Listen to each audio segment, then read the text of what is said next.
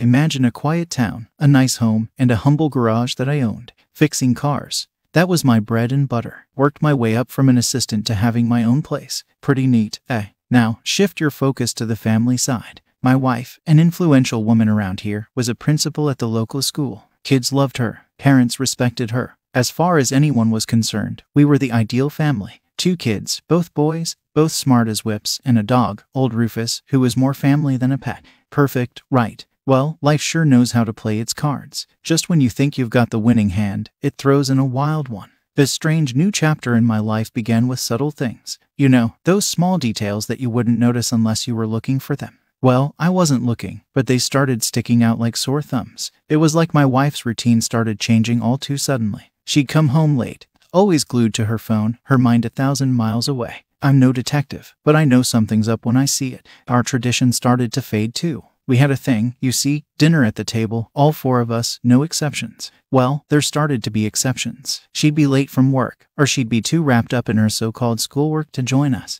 It bugged me, but I brushed it off, thinking maybe she's just got a lot on her plate. Man, was I wrong. And then one day I saw it. I wasn't snooping around, mind you, but her phone was just lying there, buzzing with messages. She was out in the garden with the kids, and I thought maybe it was something important. As I picked up the phone, I saw a name I didn't recognize, a man's name. She had his name labeled fellow teacher. The texts were too friendly, too personal. Something was definitely off. My heart started beating harder as I read those messages. She was sharing more with this guy than she was sharing with me. Her husband of 10 years. The knot in my stomach grew tighter. It felt like I was standing on the edge of a cliff. I wasn't ready to jump to the conclusion, but I couldn't ignore the signs either. That night I confronted her, casually of course. I didn't want to start off accusing her of anything. I asked about her day, her work, and then about this teacher. She shrugged it off and said he was just a colleague, but I knew her too well. I could tell there was something she wasn't telling me. She looked a little too flustered, a little too quick to move on to the next topic. So here I was stuck in this situation. I never imagined I'd be in a loving husband and a caring father. Now playing the part of a man doubting his wife. What a messed up turn of events, but I decided I wasn't going to bury my head in the sand. I wasn't going to play the fool. If something was going on, I was going to find out. I needed to confirm if my suspicions were right or if I was just imagining things. But how was I supposed to do that? Follow her around town? Hire a private detective? No, that wasn't me. I decided I'd keep my eyes open and look for more signs. Until then, life had to go on. But I tell you, it's no fun playing the waiting game. The following days were rough. We were living under the same roof, sharing the same bed, but I felt miles apart from her. My mind was filled with doubts and fears. I missed my wife, the woman I married, the mother of my children, and I was terrified I was losing her to another man. I had to find out the truth and fast. So I decided to be proactive and take matters into my own hands. No more sitting idle and letting my imagination run wild. I had a plan, a simple one, really randomly dropping by at her school during the day, maybe catch her off guard. After all, the truth has a funny way of showing itself when least expected. Now this wasn't easy. I'm a mechanic. Remember, running a small garage means you're pretty much tied down to your shop, but I managed. I shuffled my schedule around and handed off some work to my assistant. A bit of a sacrifice. It was my marriage we're talking about here. Well, the first and only time it felt odd. A mechanic at a school. Well, my plan didn't really work, as this particular school had security guards and they wanted to know where you were going. I couldn't move around freely. I knew where her office was, but I highly doubt that this teacher would be around her in her office with all those eyes around. But the real punch came a few weeks later. I had wrapped up early that day and decided to grab a coffee at our local cafe. As I walked in, I saw them seated at a corner table after school hours, far from the school grounds, but above all a burning need to confront them then and there. I wanted to storm over and demand answers, but I didn't, not because I was scared, but because I needed a solid plan. The mechanic in me knew well a hasty repair never holds. I left the cafe, my coffee untouched, my heart heavy. As I walked back to my shop, my mind raced with questions. How long had this been going on? Was it serious? But one thing was crystal clear. I needed to confront my wife. I really needed to find out what the hell was up. Enough was enough. I couldn't continue playing this solo detective game.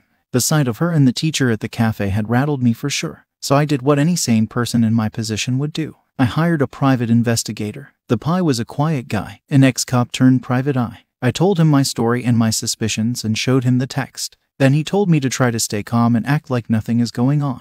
Then he asked, "Do you think you can do that?" I told him I could because I knew what was at stake. DMN, it didn't take long. A week later, he confirmed my fears. My wife, the woman I had promised to protect and cherish, was seeing that male teacher outside school hours. She was having sex with this man in his car in the school parking lot when it was dark. The private investigator said they probably avoided using credit cards and debit cards because they would leave a paper trail. But now I had a choice to make. Should I confront her or should I prepare first? The mechanic in me chose the latter. Before you fix a problem, you need all your tools in order. And that's what I did. I started getting my ducks in a row. Finances with 2 kids to think about. I couldn't afford to let things get messy. Next, I gathered all the evidence I could. The private investigators report the text messages I uncovered on my own, even the timestamps of her late-night calls. Meanwhile, I kept my emotions in check. There were moments, sure, when I wanted to explode and confront her with everything I knew, but I kept my cool. I didn't want to give her a chance to spend this in her favor. So there I was, a mechanic turned detective, turned strategist, juggling my garage, my crumbling marriage, and a secret investigation.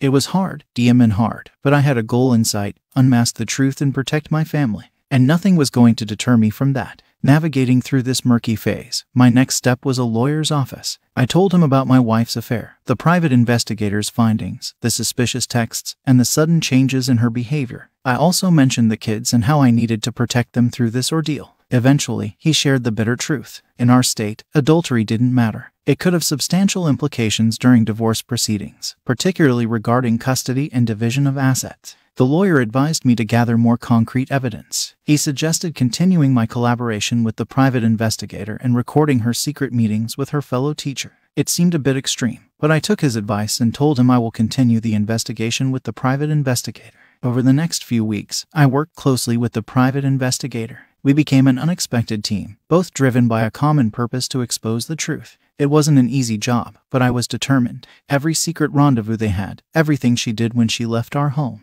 Armed with the damning evidence, the day of confrontation finally came. It was a cool evening when I decided to address the elephant in the room. Our kids were at a sleepover and we were alone in the house. I didn't waste any time. We sat down on the couch and I threw the file on the coffee table in front of her and said, "That's for you. Can you explain that?" She didn't have anything to say. She was shocked. She had no idea that I was secretly investigating her. She started crying, begging for forgiveness right away. Her pleas as hollow as a promises she had broken. I looked at her, the woman I had loved and trusted, now a stranger wearing a familiar face. "It's over," I told her. There was no room for negotiation, no room for second chances. She shattered my trust, and there was no way to piece it back together. That night, she packed her bags and left. Don't know where she went. I didn't ask, and I really didn't care. With the irrefutable evidence at hand, I filed for divorce. When the time came, and the moment I handed her the papers, you should have seen the look on her face. She must have thought that I'd be too weak, too attached, too scared to end it all, but she was wrong.